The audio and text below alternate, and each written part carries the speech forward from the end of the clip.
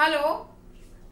आज देखते हैं भारत में संसद किस तरीके से बनी है, लोकसभा, राज्यसभा। और बहुत सारे स्टूडेंट जो है उनको राज्य विधानसभा, विधान परिषद, इनके बारे में पढ़ना डिफिकल्ट लगता है। तो बड़ा इजी वे है इसको पढ़ना। दोनों को कंपेयर करके देखते हैं, बहुत आसानी से दोनों चीजें आपको याद हो जाएंगी। मान लीजिए ये है भारत। भारत की में संसद, आप जानते हैं संसद पूरे देश के लिए कानून बनाती है। संसद एक भवन है, एक मकान है जिसमें दो कमरे हैं। एक है लोकसभा और दूसरा है राज्यसभा। ठीक उसी तरीके से राज्यों में होते हैं विधानमंडल। विधान यानी कानून, कानून बनाने वाली संस्था जो होती है क्या है, इसको हम कहते हैं विधानमंडल। इस विधानमंडल रूपी भवन में भी दो कमरे होते हैं, जिसमें हम एक को कहते हैं विधानसभा और दूसरे को कहते हैं विधान परिषद। अब क्वेश्चन ये भी आता है कि इसमें कौन कौन शामिल होता है संसद में। तो लोकसभा, राज्यसभा प्लस राष्ट्रपति को मिलाकर बनता है हमारा संसद। संसद किस से मिलकर बनता है? तो लोकसभा, राज्यसभा प्लस राष्ट्रपति, क्योंकि कानून बनाने वाली ये संस्था है और कुछ भी कानून तभी बनेगा जब राष्ट्रपति के उस पर हस्ताक्षर होंगे। तो राष्ट्रपति इसका एक अभिन्न अंग माना जाता है। तो संसद रूपी भवन में दो कमरे हैं, एक लोकसभा, एक राज्यसभा और साथ में राष्ट्रपति। इन तीनों से मिलकर बनती है हमारी संसद। इन तीनों से मिलकर बनती है हमारी संसद। सेम यही है, राज्यों में बना काम करते हैं विधानमंडल। विधानमंडल रूपी भवन है, जो बिल्डिंग है, उसमें मानिए दो रूम है। एक है विधानसभा, दूसरा है विधान परिषद और साथ में इसका अभिन्न अंग है राज्यपाल, क्योंकि यहाँ राज्यपाल का सिग्नेचर होता है, राज्यपाल। अब देखिए दोनों के लिए कंपेयर करके पढ़ना बहुत आसान है। बड़े सिंपल से इनसे क्वेश्चंस आते हैं एग्जाम में और हर एग्जाम में आते हैं और बच्चे कुछ कंफ्यूज हो जाते हैं। अब देखिए आपको उम्मीद है कंफ्यूजन नहीं होगा। संसद पूरे देश के लिए कानून बनाती है, विधानमंडल अपने राज्य के लिए बनाती है। लोकसभा की चुनाव लड़ने के लिए और विधानसभा का चुनाव लड़ने के लिए याद रखिएगा, न्यूनतम आयु संविधान बोलता है, अधिकतम आयु की कोई सीमा नहीं है। तो न्यूनतम आयु लोकसभा का सदस्य बनने की या विधानसभा का सदस्य बनने की कितनी होनी चाहिए? 25 ईयर्स। 25 साल अगर आप हो गए हो तो लोकसभा या राज्यसभा का चुनाव आप लड़ सकते हो। ठीक उसी तरह राज्यसभा के लिए हमारी एज लिमिट कितनी होनी चाहिए और विधान परिषद के लिए कितनी होनी चाहिए? 30 ईयर्स, 30 साल। 30 साल की आयु अगर प्राप्त कर ली है किसी ने तो वो राज्यसभा का सदस्य बनने की योग्यता रखता है, साथ ही साथ विधान परिषद का सदस्य बनने की भी योग्यता रखता है। अब आ गए हमारे राष्ट्रपति।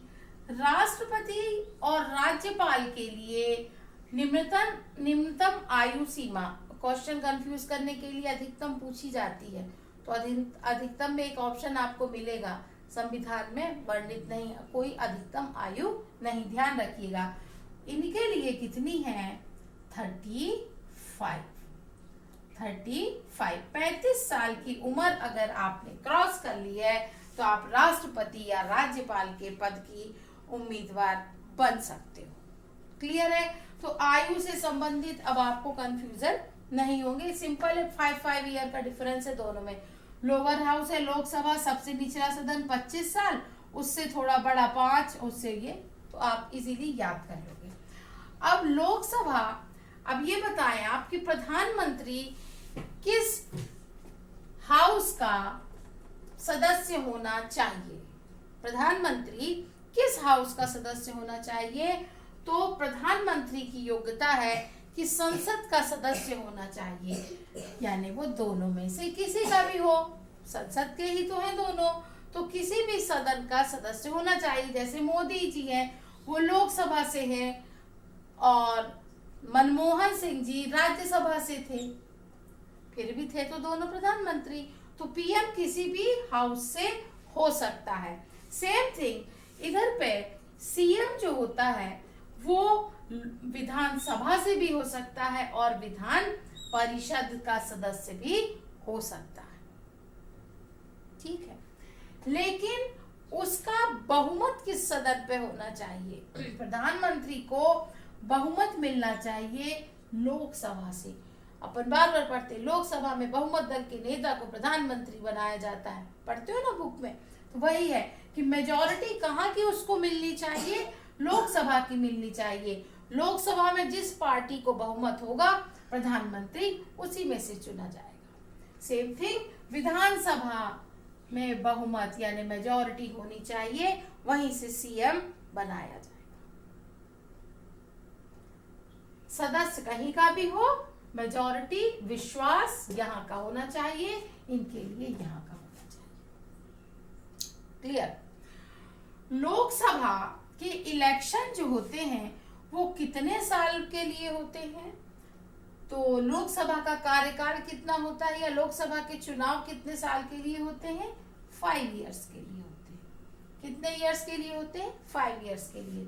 सेम थिंग विधानसभा के इलेक्शन भी 5 इयर्स के लिए होते, एक बार हो जाते हैं, उसके बाद बीच में सरकार गिरी तो फिर नए 5 साल के लिए चुनाव होंगे। चुनाव 5 साल के लिए ही कराए जाते हैं। राज्यसभा पता है एक स्थायी सदन है। राज्यसभा के लिए चुनाव कैसे होते हैं और विधान परिषद के लिए कैसे होते हैं? तो राज्यसभा के लिए इलेक्शन जो होता है हर 2 साल में होता है, सदस्यों का 1/3 सदस्य। सेम थिंग यहाँ है, हर 2 साल में 1/3 मेंबर चुने जाते हैं 2-2 साल के लिए, ठीक है। राष्ट्रपति आपको मालूम ही है 5 इयर्स के लिए होता है। अब लोकसभा और राज्यसभा में कौन सा उच्च सदन है, लोअर हाउस है, और कौन सा अपर हाउस है, ये देखते हैं। लोकसभा जो है ये लोअर हाउस है। अब यूपीएससी में क्वेश्चन आ सकता है कि लोकसभा को लोअर हाउस क्यों कहते हैं? लोकसभा को लोअर हाउस क्यों कहते हैं? निम्न सदन क्यों है? लोकसभा लोअर हाउस इसलिए है क्योंकि ये टेम्परेरी होता है, कभी भी भंग किया जा सकता है, इसलिए इसको हम निम्न सदन कहते हैं, lower house. Rajya Sabha permanent house होता है, कभी डिसॉल्व नहीं होता, कभी भी भंग नहीं होता, इसलिए इसको हम कहते हैं अपर हाउस। सेम थिंग विधानसभा लोअर हाउस होगी और विधान परिषद अपर हाउस होगा क्योंकि ये परमानेंट है। अब लोकसभा में जो भी सरकार के काम होते हैं, शासन कहाँ से चलता है? यहाँ से चलता है। लोकसभा सरकार यहाँ पे बैठती है, तो लोकसभा को हम प्रथम सदन या फर्स्ट हाउस भी कह सकते हैं। ये दोनों क्वेश्चन यूपीएससी लेवल के हैं, याद रखिएगा कि इसको लोअर हाउस क्यों कहते हैं और प्रथम सदन क्या है। नॉर्मली राज्यसभा को प्रथम सदन बोल दिया जाता है, राज्यसभा को प्रथम सदन बोल दिया जाता है।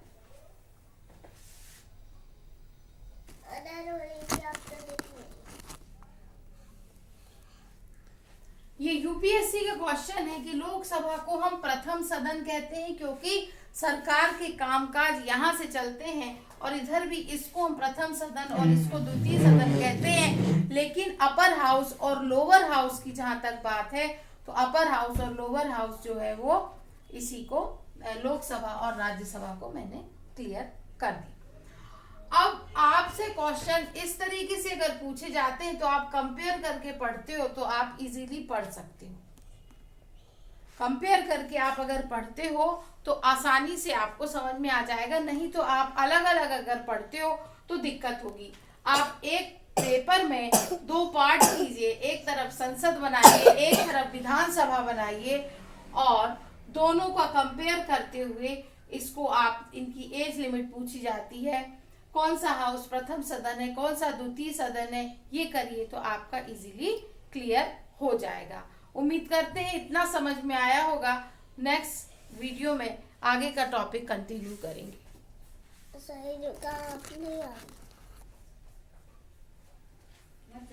उम्मीद करते हैं ये आपने आज जो कंपेयर करके देखा है ये आपको पढ़ना आसान होगा और इससे क्वेश्चन पूछे जाते हैं कि लोकसभा को इनमें से अपर हाउस को है या लोकसभा को प्रथम सदन क्यों कहा जाता है या लोकसभा को निम्न सदन क्यों कहा जाता है, तो आप याद रखेंगे। हाँ, एक इम्पॉर्टेंट बात यह है कि राज्यसभा के सदस्यों का कार्यकाल अगर पूछा जाता है तो आप बताओगे 6 वर्ष, 6 इयर्स। राज्यसभा के हर 2 साल में इलेक्शन होते हैं और 1/3 मेंबर के लिए, लेकिन उन व्यक्तियों का जब कार्यकाल 6 वर्ष का पूरा हो जाता है तो वो रिटायर हो जाते हैं। तो सदस्यों का कार्यकाल पूछा जाता है, राज्यसभा का कार्यकाल नहीं, क्योंकि राज्यसभा एक स्थायी सदन है। ये उच्च सदन इसीलिए क्योंकि ये स्थायी सदन है, तो राज्यसभा का कार्यकाल नहीं पूछ होगा। राज्यसभा एक स्थायी सदन है, सदस्यों का कार्यकाल 6 वर्ष का होता है। चुनाव हर दूसरे साल में 1/3 सदस्यों के लिए होते हैं। 1/3 सदस्य रिटायर हो जाते हैं, उनका 6 साल पूरा होता है और हर 2 साल में वो रिटायर होते हैं और नए 1/3 सदस्य आते जाते हैं। तो ये एक बेसिक सी इंफॉर्मेशन है जो हमें मालूम होनी चाहिए। इससे क्वेश्चंस आते हैं, इसको आप अच्छे से रीड करिए, कंपेयर करके पढ़िए तो पढ़ना आसान हो जाएगा। इसके आगे हम नेक्स्ट वीडियो में करेंगे, जिससे कि आपके डाउट्स अभी एक बार में इतना करिए, फिर इसको हम नेक्स्ट वीडियो में और कंटिन्यू करते हैं और इनसे किस तरीके से क्वेश्चंस पूछे जाते हैं। आप पास्ट ईयर के क्वेश्चन उठाकर देखिए, उससे रिलेटेड भी आपको कुछ क्वेश्चन की क्वेरी हो तो आप उससे कमेंट बॉक्स में जाके पूछ सकते हैं। उम्मीद करते हैं आपको समझ में आया होगा। नेक्स्ट वीडियो में फिर से मिलते हैं, तब तक के लिए बाय।